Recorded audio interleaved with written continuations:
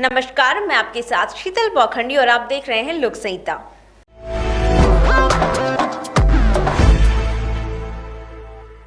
राज्य मंत्री डॉक्टर धन सिंह रावत ने मंगलवार को कलेक्ट्रेट सभागार में जिला खनिज न्यास निधि की बैठक ली। बैठक में प्रभारी मंत्री ने जिला न्यास निधि से कोविड-19 से बचाव के लिए स्वास्थ्य विभाग को जरूरी सामग्री हेतु 25 लाख रुपए देने की स्वीकृति प्रदान की। खनिज अधिकारी दिनेश कुमार ने खनिज न्यास निधि की जानकारी देते हुए बताया कि वर्तमान में इस निधि में 1.49 करोड़ की धनराशि जमा है। जिलाधिकारी स्वाति एस भदौरिया ने बैठक में प्रभारी मंत्री को कोविड-19 की रोकथाम के लिए जिले में संचालित विभिन्न कार्यों की विस्तार से जानकारी दी। उन्होंने बताया कोविड की रोकथाम के लिए ग्राम प्रधानों को 14वें वित्त से धनराशि व्यय करने की स्वीकृति दी जा चुकी है। इसके अलावा मुख्यमंत्री राहत कोष से भी ग्राम प्रधानों को शीघ्र ही धनराशि आवंटित की जा रही है। सामान्य मरीजों के इलाज हेतु जिला अस्पताल के निकट सीतापुर आई हॉस्पिटल को ओपीडी संचालन हेतु चिन्हित किया गया है और शीघ्र ही यहां पर ओपीडी का संचालन शुरू किया जाएगा। इस दौरान जिलाधिकारी ने आपदा प्रबंधन व मुख्यमंत्री राहत कोष में आवंटित धनराशि व्यय के संबंध में भी प्रभारी मंत्री को अवगत कराया। चमोली से अभिषेक अग्रवाल की रिपोर्ट। देखिए, आज हमारी जो प्रेस कॉन्फ्रेंस थी, हमारे लोकप्रिय प्रधानमंत्री जी का जो दूसरा कार्यकाल है उसका 1 साल पूरा हुआ है और भारतीय जनता पार्टी ने निर्णय लिया है कि पूरे देश में हम लोग प्रेस कॉन्फ्रेंस करेंगे। हम लोग 1000 रैलियाँ कर रहे हैं, वर्चुअल रैलियाँ कर रहे हैं, व्हाट्सएप के माध्यम से जो है प्रत्येक बूथ तक जा रहे हैं और भारत सरकार की जो उपलब्धियाँ हैं 1 साल की उनको और प्रदेश सरकार की उपलब्धियों को घर घर पहुंचाने का काम भी हमारे बूथ के कार्यकर्ता करने वाले हैं। एक बड़ा अभियान भारतीय जनता पार्टी इस महामारी में भी देने वाली है। आपने देखा होगा कि चाहे धारा 370 की बात हो, चाहे नागरिकता कानून की बात हो, चाहे राम मंदिर मुद्दे की बात हो, चाहे 20 लाख करोड़ का पैकेज की बात हो, हमारे प्रधानमंत्री जी ने जो कहा था देश के लिए उसको निभाया है और आज प्रधानमंत्री जी पूरे विश्व के नेता हैं और मैं ये कह सकता हूँ कि भारत को एक अद्भुत प्रधानमंत्री मिला है। हमारे प्रधानमंत्री जी ने जहाँ चमोली जिले की बात जहाँ तक है,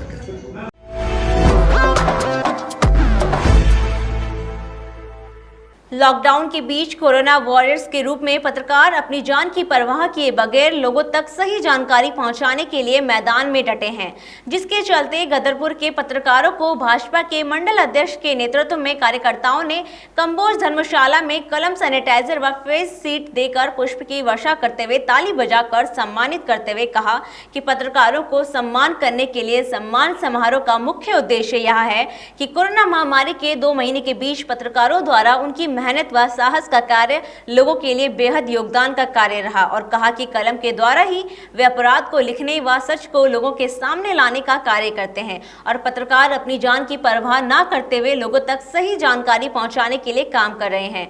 इसलिए सभी पत्रकारों को सम्मानित किया गया। पूरे दुनिया में जिस तरीके से भय का वातावरण बना पड़ा है, उस भय के वातावरण में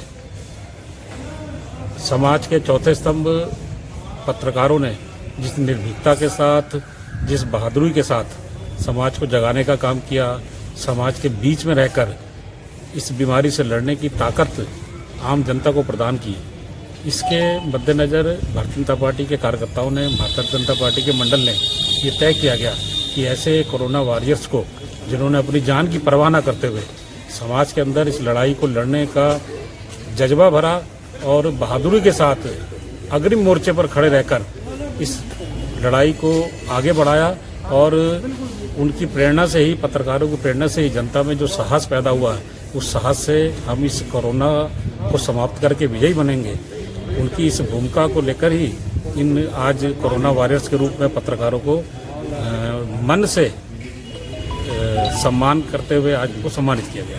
गदरपुर से डीके सरकार की रिपोर्ट।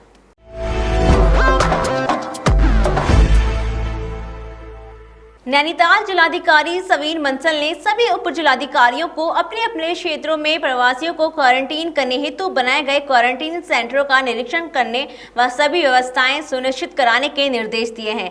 इस क्रम में उप जिलाधिकारी कोशिया कुटोली ऋचा सिंह ने क्वारंटीन सेंटर राजकीय इंटर कॉलेज ढोकानी व राजकीय आदर्श प्राथमिक विद्यालय काकड़ी घाट का औचक निरीक्षण किया। क्वारंटीन सेंटर इंटर कॉलेज ढोकानी में 11 व्यक्ति क्वारंटीन किए गए हैं और निरीक्षण के दौरान तैनात अध्यापक कर्मचारी उपस्थित पाए गए और प्राथमिक विद्यालय काकड़ी घाट में 6 व्यक्ति क्वारंटीन किए गए हैं, वह तैनात अध्यापिका अनुपस्थित पाई गई, जिसका उप जिलाधिकारी द्वारा स्पष्टीकरण मांगा गया। नैनीताल से ललित जोशी की रिपोर्ट।